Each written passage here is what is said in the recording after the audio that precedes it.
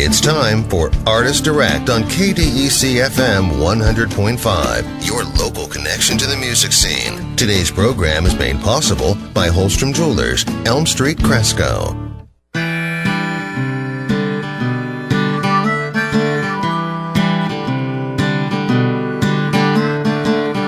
Darwin's children brighten up the dark ages, while heathens sell hymns to Saturn, but wisely Satan. I'll dance for you if you sing for me. I'll sleepwalk on your balance beam, pad the walls and spot me, but you don't have to believe me. We have no need to overcome what is coming over us. It's twisted logic. Twisted logic. What could be referees hound me while thieves check inventory? Kerosene, moonbeams, and lightning light a scene for you and me. If destiny has a history, it's been updated with no guarantee. As up to date history is expanding exponentially. We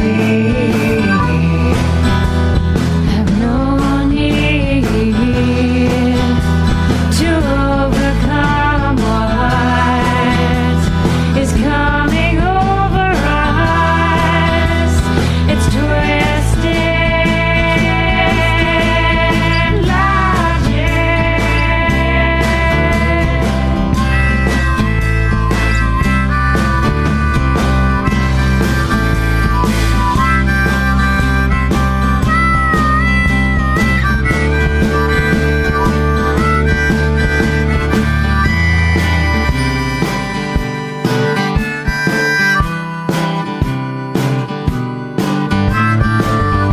Oh, mine's back on superstition and supernatural conditions.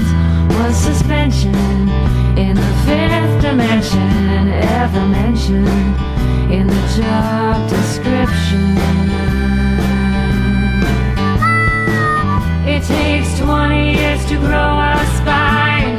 Can't walk, talk, think, or write in a straight line. But this is the way to find a way to say, friend, I'm alright. With twisted logic, twisted logic, twisted logic, twisted logic. It's Twisted Logic from Michelle Lynn and the band Passengers off of the album Sundial Tree. It's Artist Direct here on FM 100.5. And we're very happy to have Michelle Lynn in studio with us this morning. Good morning. Thanks for having me, Jenny. Yeah, we're excited. First of all, I want to thank you because we had a little change in schedule, and I appreciate you coming in really last minute. You're always very cool that way. In fact, you're like the Alec Baldwin for SNL. You're like that for the Artist Direct. Wait a second. This is not the week to remind people of that Alec she's Baldwin, Alec Baldwin. and make those kind of comparisons now. Well, Tell me, you don't play word games, do you? and get arrested on airplanes? No. Okay. You're Not safe. that much. All right. Not that much. I did like Scrabble, though, when I was younger. But that's not the same thing. Be very careful then. There's an All right. Android game that will get you in trouble. Ask Alec Baldwin. No, I mean, he shows up when there's an opportunity, and we're really lucky that Michelle is here. But sometimes he shows up unannounced. True. She has not shown up unannounced That's right. yet. I We might were going to start work on showing that. Up when invited. She's here. Now that I know it's okay when it's near Jenny's birthday.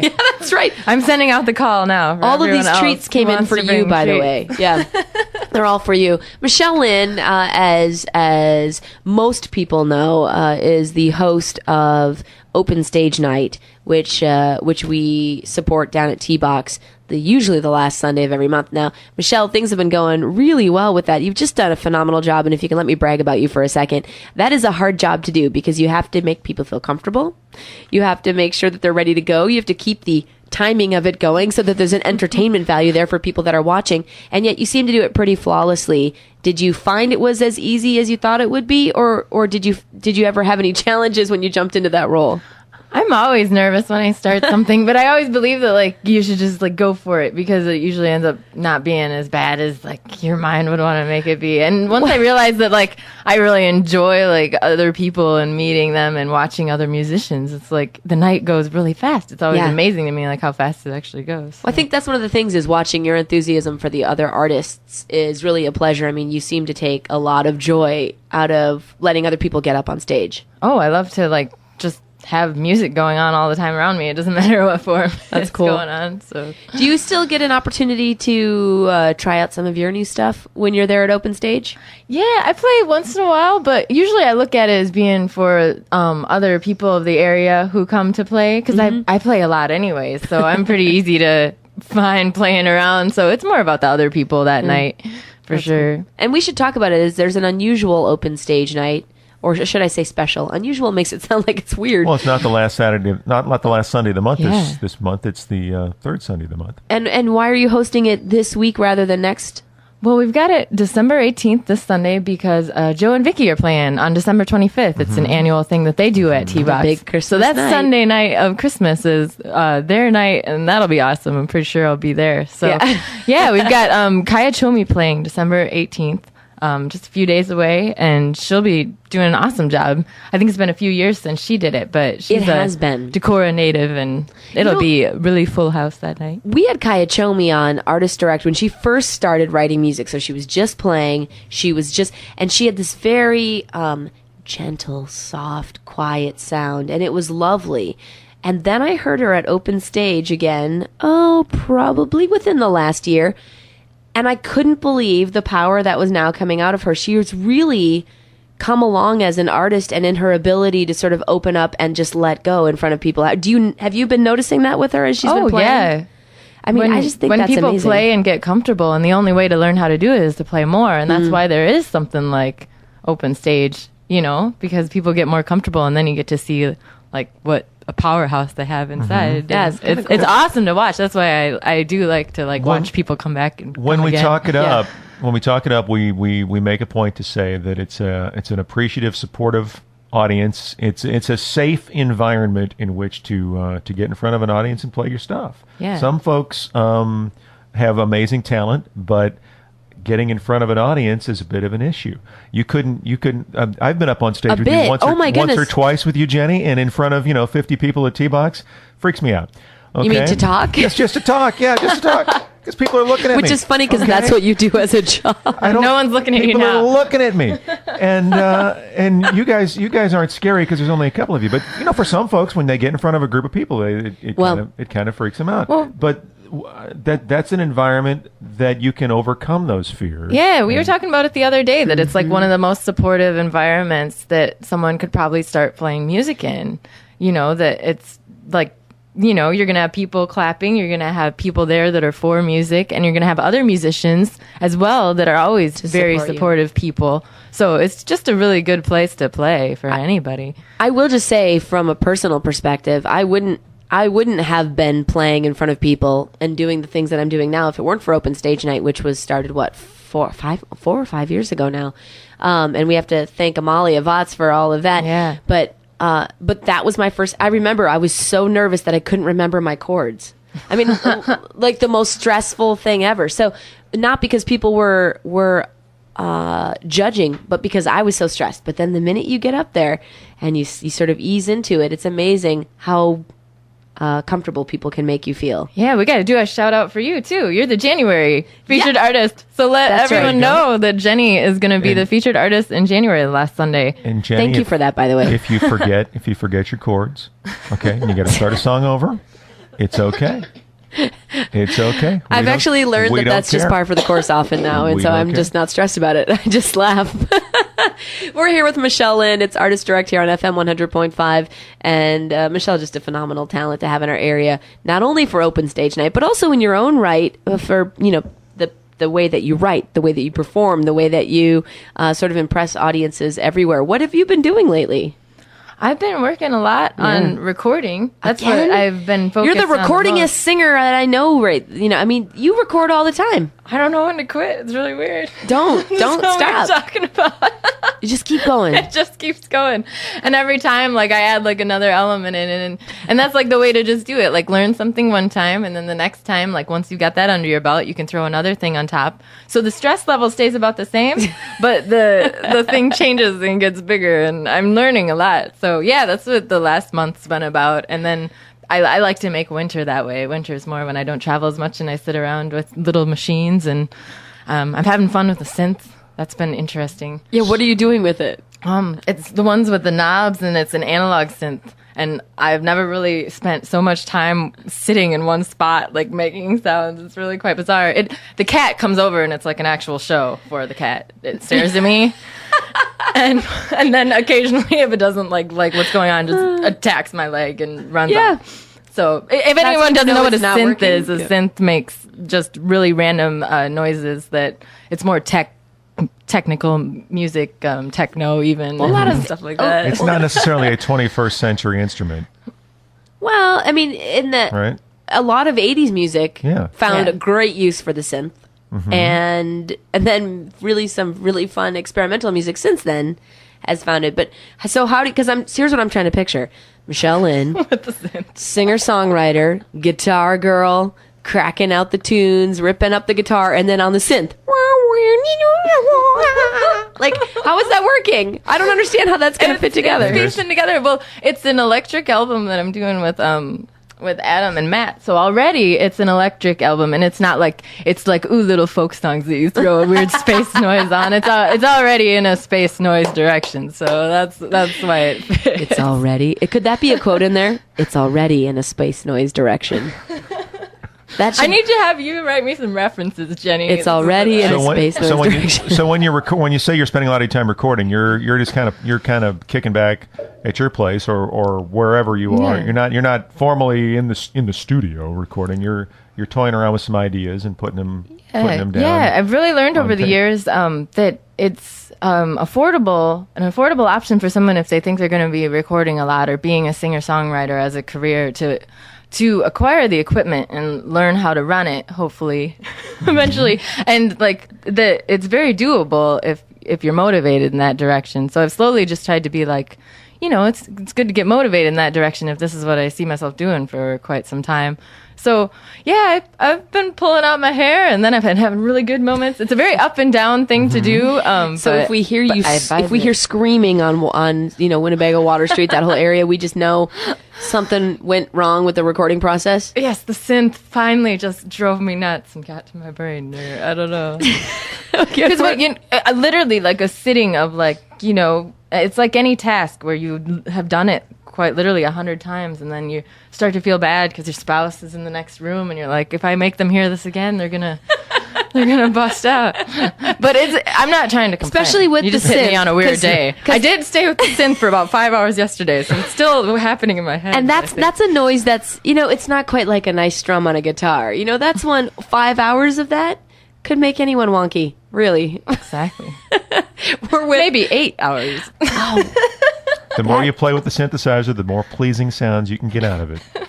You'll find. Really? You seem to know a lot. Are you a closet synth person? You're talking about the 21st century synth. The 21st century synth. How you can get as more opposed sounds. to that 16th century one. That had such an ancient sound to it. I'm going to have more conversations with you. You dig far enough into the 80s catalogs, and you can find all kinds of synth sounds that are non-traditional. Tim was the guy with the Casio in the closet, playing, working on it. But I do like the fact that you have the option as an artist of recording on a good day, and then if it's not a good day, you can go book a show. Can go book a show and do something else. come back tomorrow and sit down and go talk to Jenny. Regain sanity through talking to Jenny. I'm not sure that's going to help you in most days, but go ahead and think what you want. So so you generally don't do a lot of touring in the wintertime? Not as much. Got one show coming up in Minneapolis, January 20th. So that should be a good one. It's at Art Gallery up there, Two Tigers Art Gallery. Cool. But yeah, the summer's more like back to back every day, and then the winter's kind of like a show here, a show there. How are you when you go to a place like Minneapolis? You've played this venue before, or you play the cities from time to time?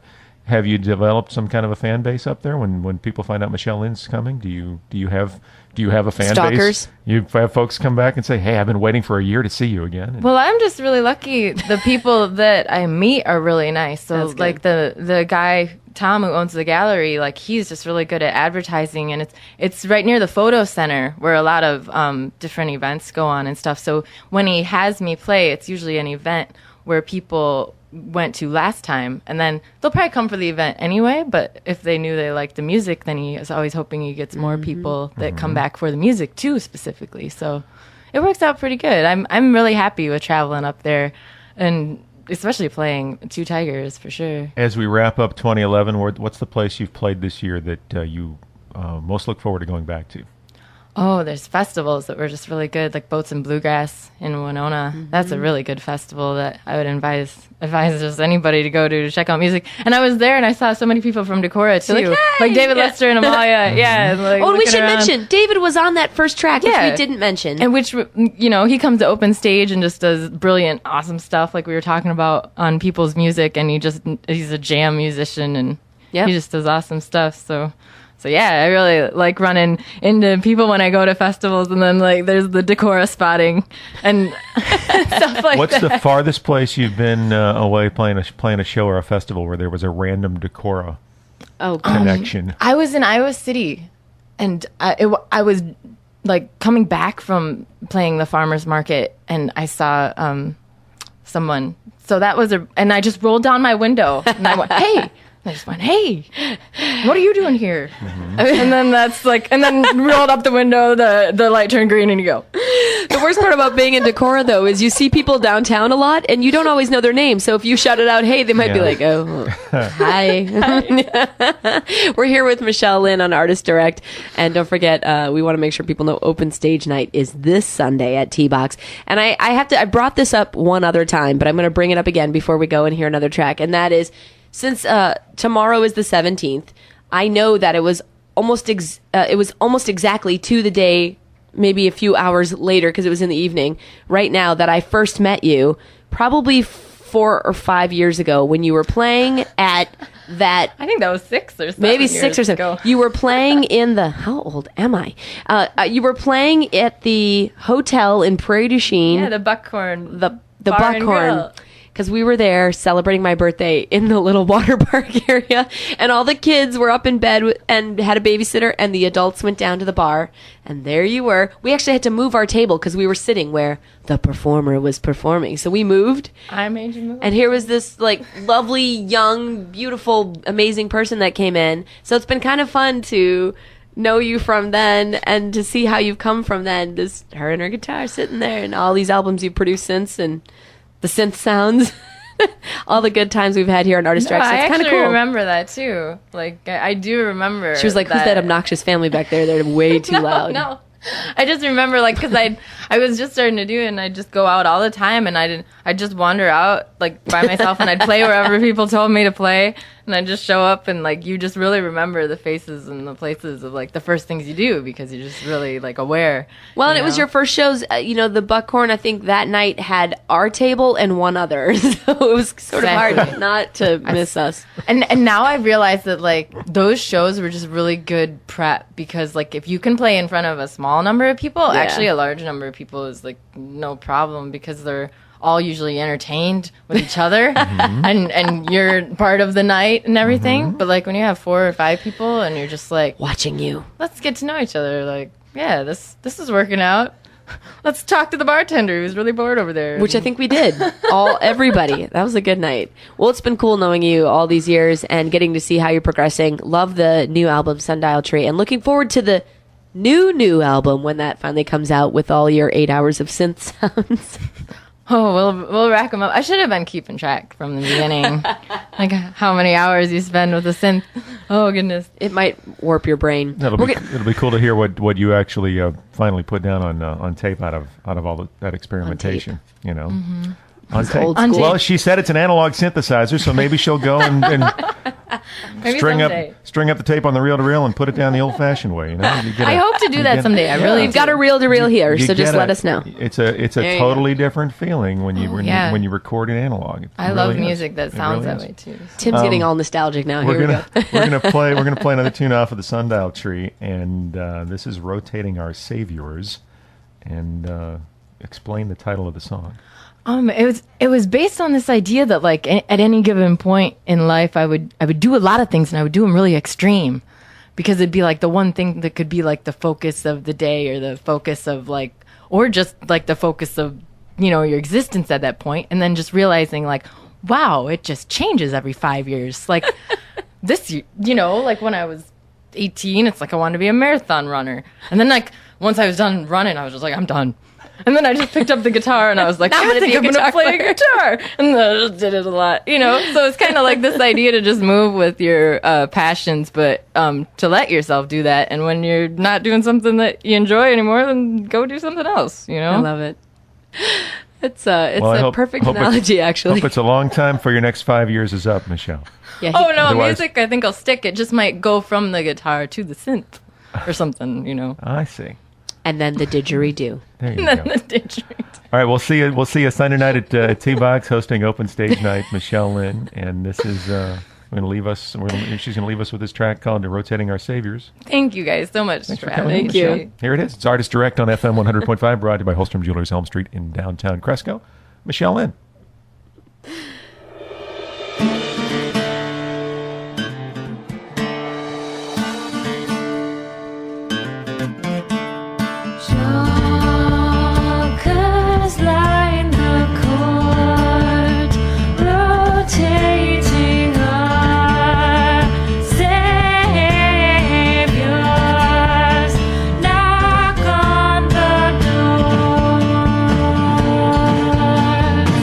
To